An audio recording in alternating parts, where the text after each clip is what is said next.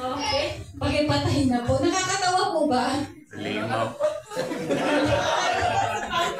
Nakakalungkot na nakakatawa.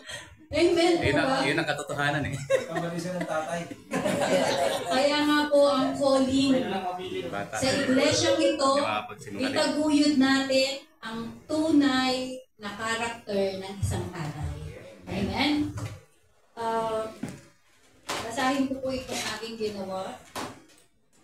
Today we acknowledge the fathers. Okay.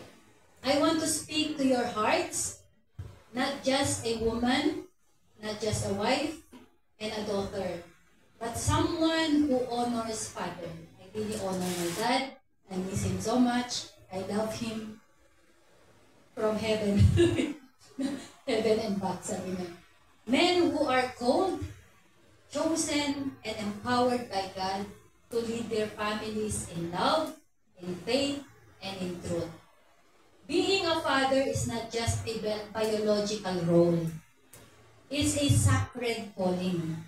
It's mantle placed on your shoulder by the Lord Himself, a call to mirror the heart of the Heavenly Father. So, mini-mirror po pala natin yung Diyos natin sa Ama. So, ang Diyos natin sa Ama, hindi po adik, hindi halimaw, hindi lasing. Okay? Sabi po sa Proverbs, sa Proverbs chapter 20 verse 7,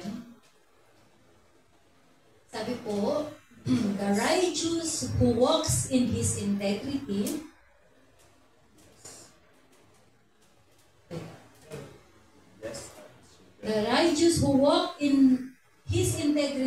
blessed are his children after him. Kung gusto niyo pong mapagpala yung mga anak niyo at makareceive ng magandang honor, live in integrity. Be an example.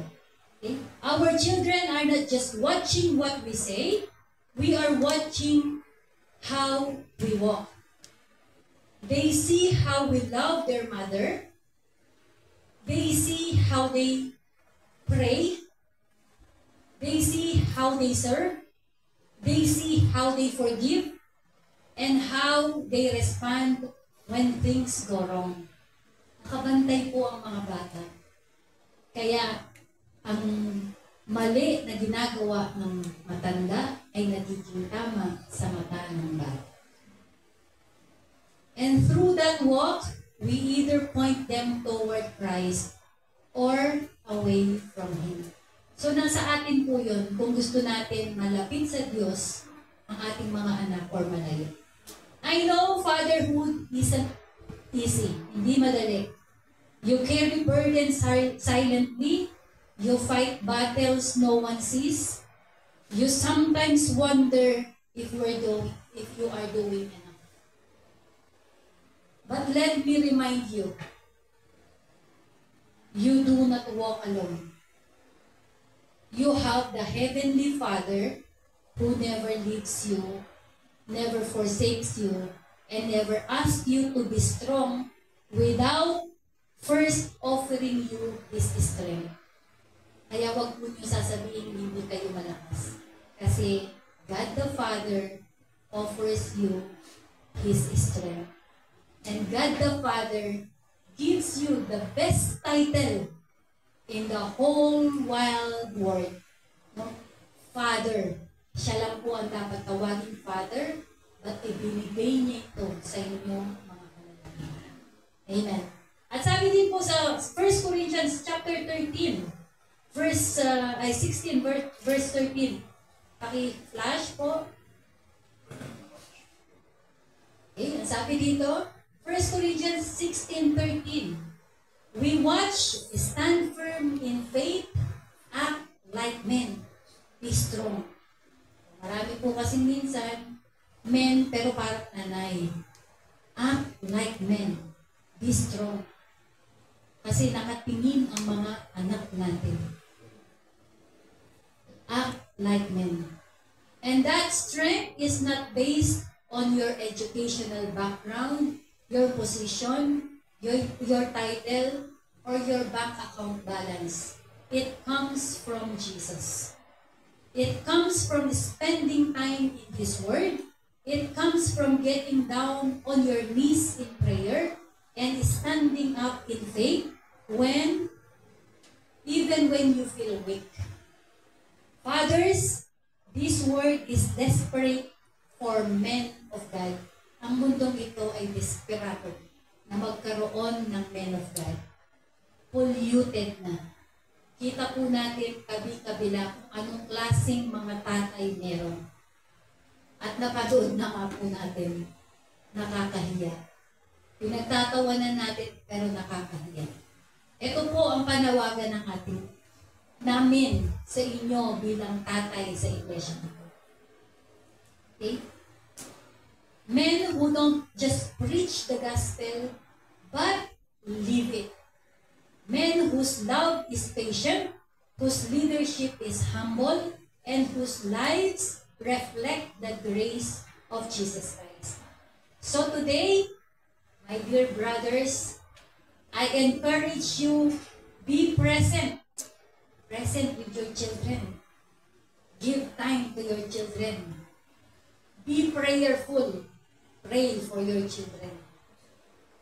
Pray for the covering ng iyong mga anak, for the protection of your children. Pray for their future.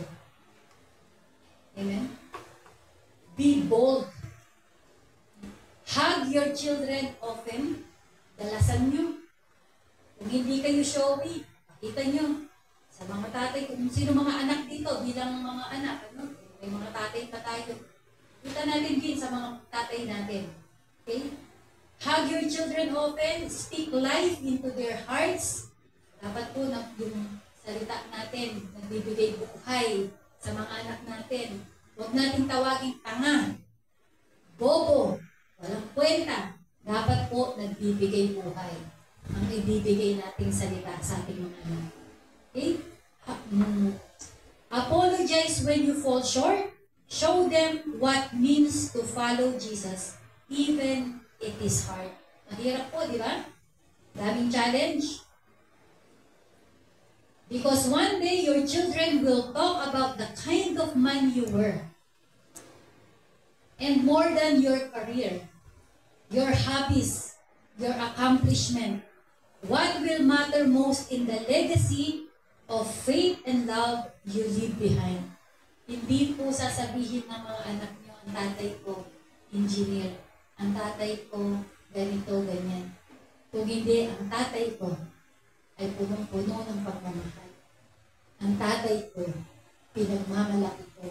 Ang tatay ko, ang akin. I hope my father is hearing me today. I salute my father. Okay? So, at last, may you be fathers who raise arrows for the kingdom. May you be a man who point to the cross, and may you hear the words one day from our Heavenly Father, "Well done, good and faithful servant." Kasi hindi lang po sa ministry, sasabihin ng Panginoon sa iyan na welcome my good and faithful servant. Hindi lang po dito. Sasabihin niya, congratulations.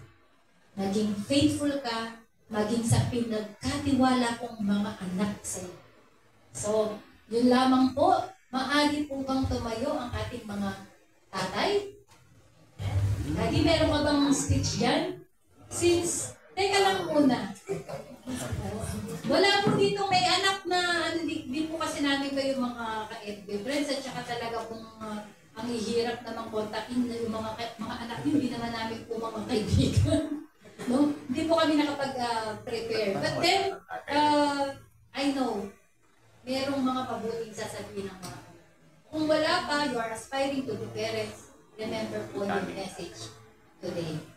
Pao, since ikaw lang ang nandito bilang anak, for that. Yes, go! Hindi ko po siya pinag-prepare para improve. Pronto.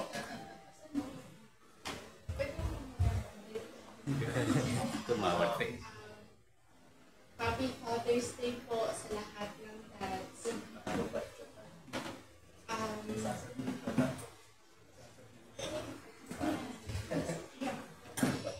Para sa akin po, I'm really blessed to have a dad like my dad.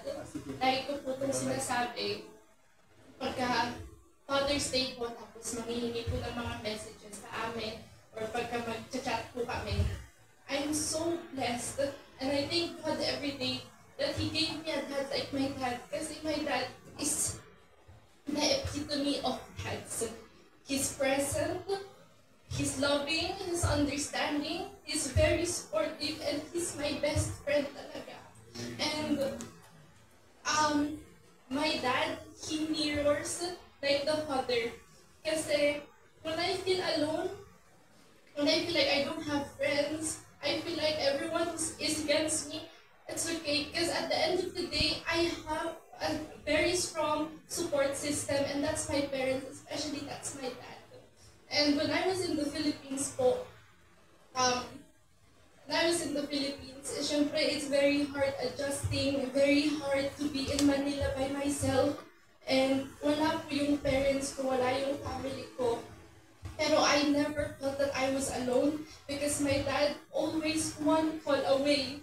Kahit busy siya with work, kahit nagda-drive po siya, pag tumawag ako, Daddy, pwede tayo mag-usap kasi malungkot ako. Okay, anong gusto mong pag-usapan? And that's why I'm very blessed. And I pray that every child in this world has a dad like my dad. Happy Father's Day to everyone. Happy Father's Day. Love you. Hey, Dad? Bago natin pag-pray mga dad.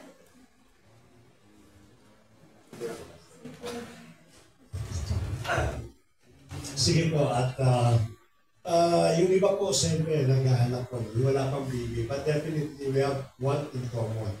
Lahat po tayo ng tatay, definitely. Naging anak po tayo, minsan parte na natin kung buhay. Alam niyo po, bilang ama, no, even na gawin po natin yung ating best, gawin po natin yung excellent thing para sa ating children. Sometimes they misunderstood. Hindi maintindihan ng ating anak. Darating natin sa punto talaga, magkakaroon kayo ng misunderstanding. Maaaring yung ginagawa mo sa anak mo ay step na kabutihan, they feel na nasasakal sila. Because in the first place, hindi na maintindihan mo yun. They are children. We are the parents. So yung pananaw nila, of course, hindi ka pareha ng pananaw ko sa pananaw nila. Lahat po ba sa kasabi nila? I will put it in general. Hindi lang po tatay, kundi ang nanay, napaka-open. Protective po yan. Especially sa mga anak po natin na sa bansang Pilipinas. Na atin pong inaalala, araw-araw, pinibigay sa kanila. At ang masaklap nito, pag nasa abroad po tayo, it is a reality. No? Nagkaroon po kayo ng conflict sa inyo po mga. Ang sabi nga nung aking pong wife nakaraan, kasi dad, kahit ano mangyari sa buhay niya, nagkachiwat siya. Hindi mo yan mapag-worry, hindi mo yan mapapalukot, hindi mo yan magkakaroon ng trouble. Sabi yan, anything, kahit anong bigat ng problema, sa ano man, sa church o sa trabaho. But one thing that make my husband in trouble, pagka nagkaroon ko sila ng konting pinakataka, hindi na po ako makatulog, hindi na po ako isip na maayos, kasi po meron kami problema ng bata. Dumadanas din po kami ng misunderstanding. Dumadanas din kami ng tapuhan, kahit kaya kami ka-close. At gusto ko lang po iparating sa mga tatay at sa mga susunod na natin. Ano man ang mangyari sa relationship natin. Kahit hindi tayo maintindihan ng ating anak. Yung pagiging tatay po natin kailangan ng mga pag-asawa. If we not be lesson, you will still be a father. So you have to act like a father. So, be strong. No, minsan, marami po nakakagawa na lang pagkakamali, nasasakpan ka na paulit-ulit. No? Nagkakaroon ka lang sometimes kung tapos ang anak mo, but doesn't mean that you are not a father anymore. It will not be lesson. May mga magulang tayo, mga tatay tayo, maaaring sakit kayo ng bata tayo. Remember, those father that hurt you, that gave you pain, is still your father. Kinakalang respetuhin po natin sila. Yan po pagmamahal natin. Let us always respect them. At sa mga nangangarap po na magiging tatay, you may believe that soon you'll become also a father. Ngayon pala po practice na po natin yung lahat ng ipinakita po sa atin. Ipadama po natin yung ating pagmamahal, especially sa mga may tatay pa po dito. We don't have anymore a father. Kung kayo pibinayaan ng Lord, meron pa kayong tatay. Huwag mo nayaan, kumawala sila, na hindi nyo po napapatalang pag-ibig. Sapagkat ang sabi nga natin, ako po ay binigay ng Diyos para sa atin. Mahalin po natin sila. Kahit ano pa ang nagawa ng mga tatay sa bawat buhay po natin. Let us always remember, alam ko na bawat sa kanya, kung wala po kayong iba, wala po kayo sa iba. Dapat kayo magpasalamat. At tinatawagan ko po yung lahat ng tatay, gusto ko pag-pray sila sa oras. At yung mga ama rin po, yung mga may asawa na wala pa akong anak, come forward, ipag-pray po namin ito.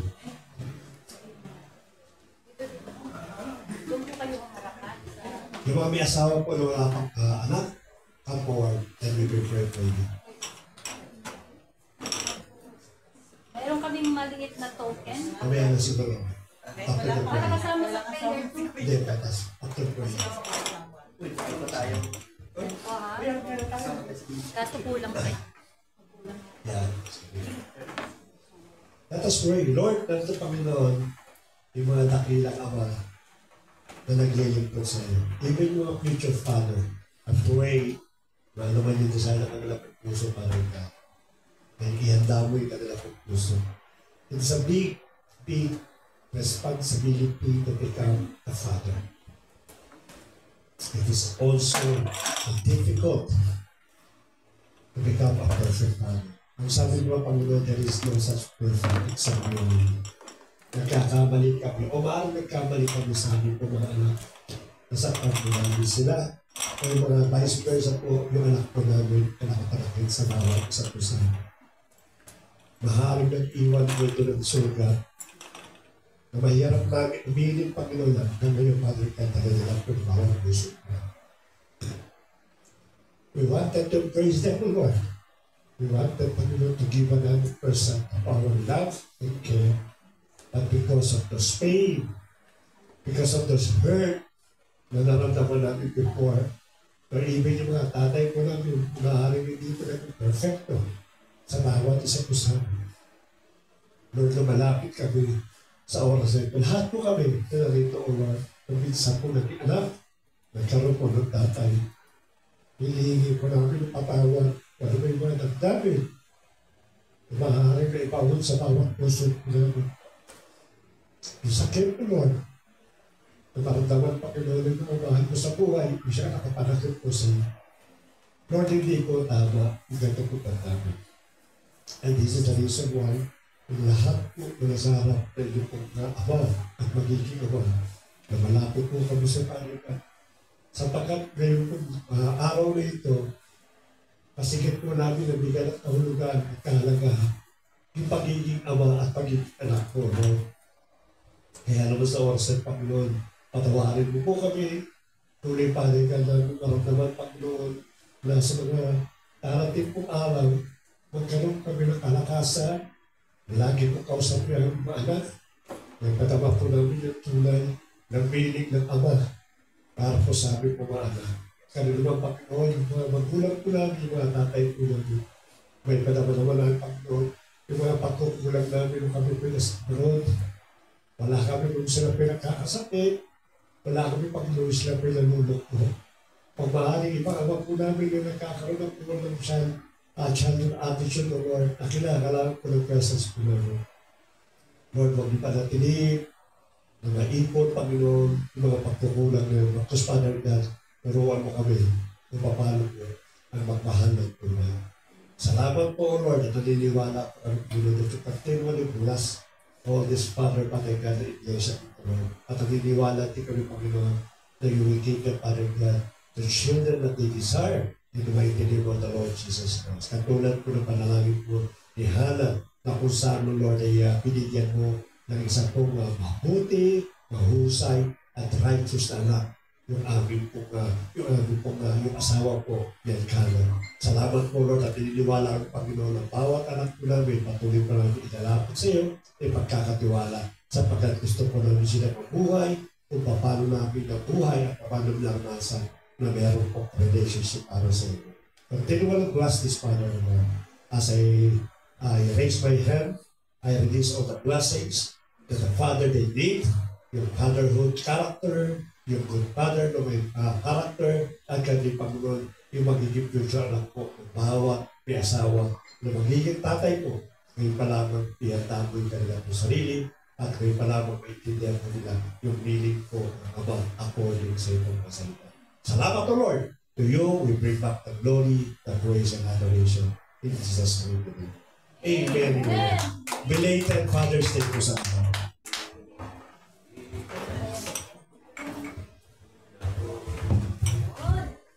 Picture muna kayo. Bigyan kayo, kailangan pa-picturean yung mga ano na yan. Napakamahal yan. May gold yan sa loob.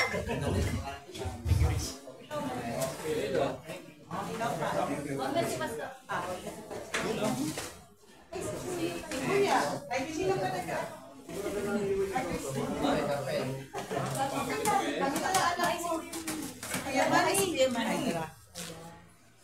Asan ka kasi? Isa pang picture. Pakitaas ang mga baso nyo pag nagkakapi kayo. Alalahanin nyo. Sana Mas maliit natin ito. si Kuya. Sorry. Tabo yung... Kasya ba? Kasya? Yes, kasya po. Mas big. Kita ba ako? Kita ba Di ako? ba ka, di ba ka? Dito lang, dito lang. Daddy. Hindi ko alam bilang-bilang. Nakaharap ka niya. Sa palaw, Nakaharap ka niya. Wala pang 1, 2, 3. Ako, hindi naman. O, say daddy ha. 1, 2, 3. Daddy. Anis! Okay na. Okay na yan. Iba naman ito. Okay na. Kape. May gigil yata sa rin. Parang hindi naman na. Oh, tikla kape. Kasi na daw kape. Mas maliit ito eh. Yung Mother's Day, sabi ni Papa, pari Father's Day, sabi, okay na yan. Okay na. Kasi sabi, ano daw eh. Pas maliit ito, pas. Tabo yung kabihang ko ron eh. Okay na. Okay na. Sige po, maraming salamat po mga ama. We celebrate you today. No? Hindi lang po mga tatay nandito, yung mga tatay-tatay natin, kung nasaan man sila, we celebrate them. No? Napakabuti po ng ating mga. At syempre, para sa ating announcement and closing prayer,